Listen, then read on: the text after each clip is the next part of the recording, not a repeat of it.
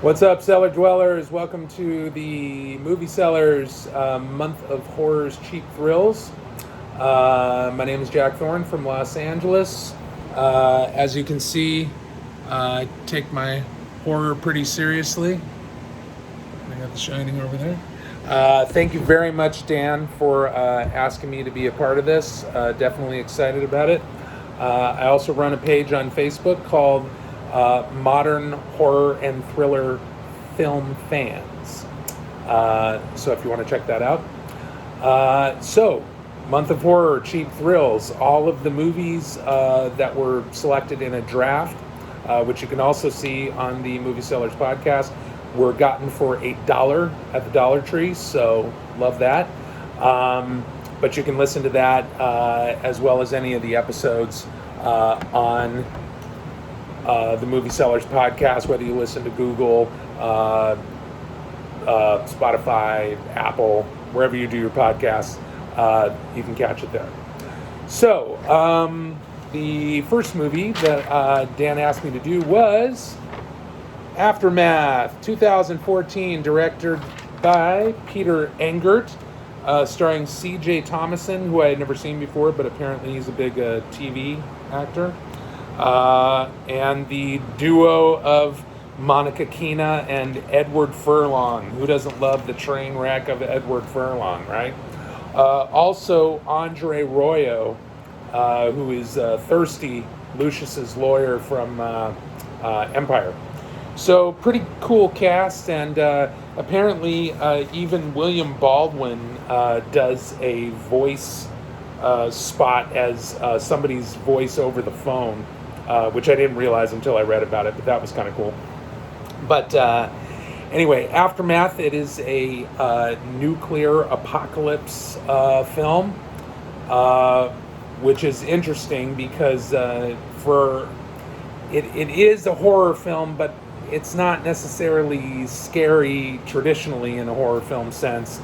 It's more existential dread and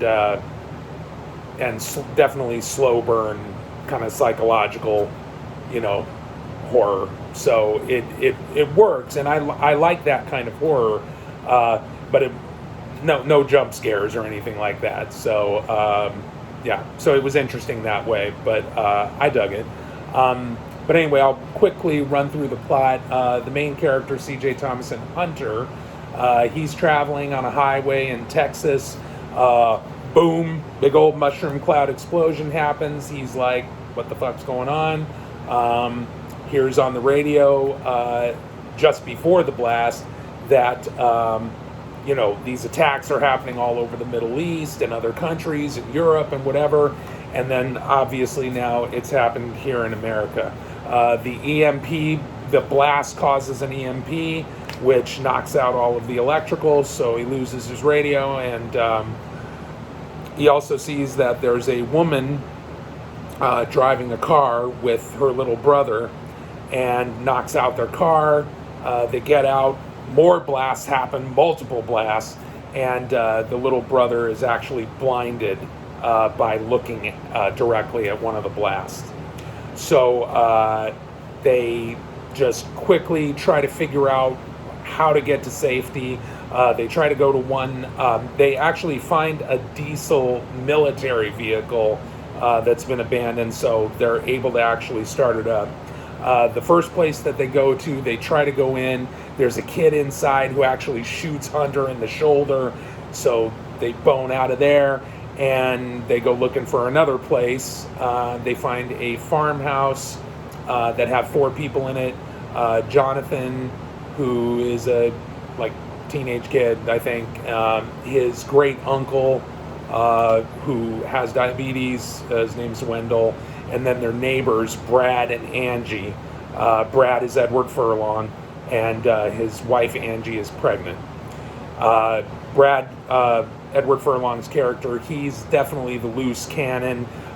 He doesn't like Hunter from the very beginning. He tries to threaten him right when they first come, and they get his gun away from him. And Jonathan says no, they can stay. So there's now 8 of them there.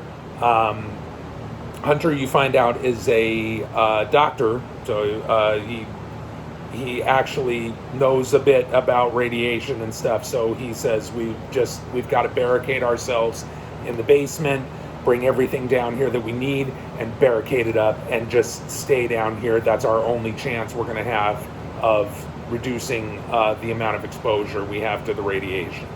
So they get everything down there.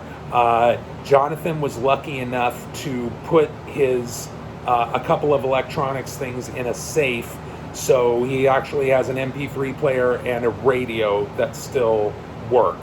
So they try to get the shortwave radio working.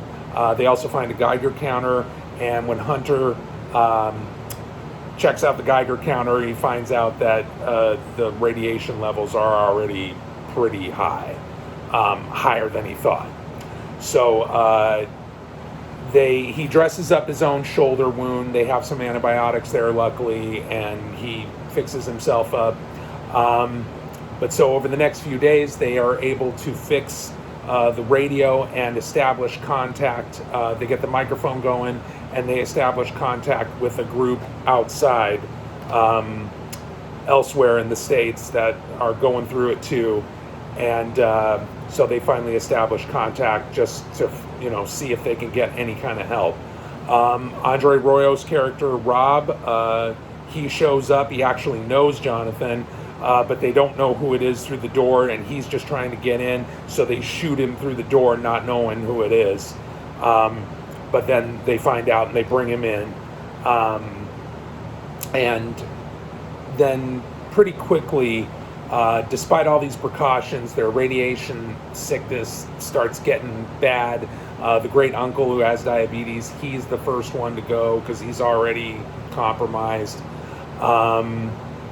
And then Angie, Edward Furlong's wife, she miscarries the baby and hemorrhages and starts dying right there.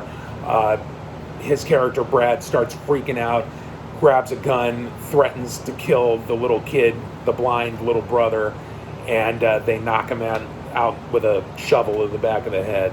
But Angie dies.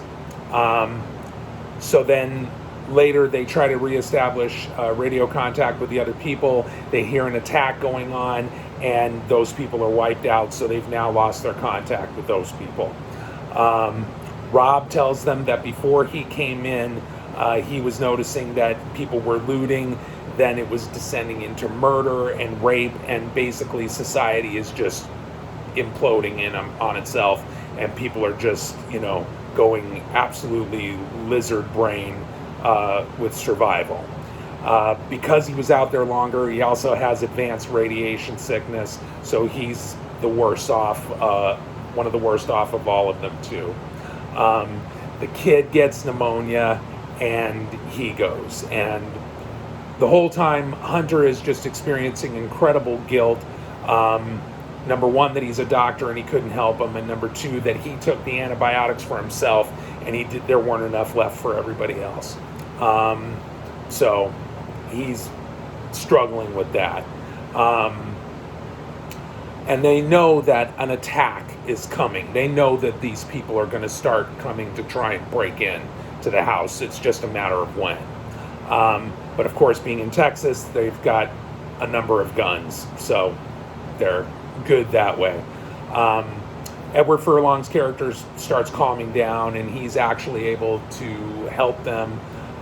They all start getting weak as the weeks go on. They start getting weaker and weaker from radiation poisoning. Their hair starts falling out, and it starts getting all bad. The attack from the outside people does eventually come. It's really bad. Most of the people that are left get killed. And Hunter gets really badly wounded. Edward Furlong's character, Brad, he actually saves him and gets killed himself. And everybody else pretty much gets wiped out except for the original girl, Jennifer, who was the older sister of the kid, and Hunter. And basically they just kind of live out the rest of what they've got. They've accepted their fate, and they're their hair is all fallen out. It's been about a month at this point, and they're just drinking from the well water, which is obviously contaminated, and that's the end of it. And so it's a very dark film. It's sad, but it definitely worked as far as that existential slow burn dread of just what happens to society and people when all of their comforts are taken away, when it becomes kill or be killed, and we're reduced to our most primal instincts. It was not unlike It Comes at Night, the A24 film, the Trey Edward Schultz movie, which I also love. It does a really good job at showing people when they're faced with that much pressure and that much fear and anxiety, they just start turning on each other. And so that, I guess, is kind of the scary part of it. But the film, as it was done, it was fine. It wasn't awesome. I didn't think it was, oh my god, amazing. But I did kind of like the slow burn and the dread twist on it, rather than making it a shoot 'em up action movie like they usually do with these kind of things. So for that, I mean, I'll probably give it a 6. So yeah, it was good. I'd probably watch it again. But yeah, and the acting was pretty good. Edward Furlong was it was interesting to see him. He's definitely older and paunchier, and but yeah, he's always fun to watch. And but yeah, no, it was a good movie, and I enjoyed it. So anyway, I guess that's about all I've got for this one. Hope you enjoyed it. So if you want, check out Aftermath from 2014. And that's it for Jack here in Los Angeles for the Movie Cellar Month of Horrors Cheap Thrills. All right, later.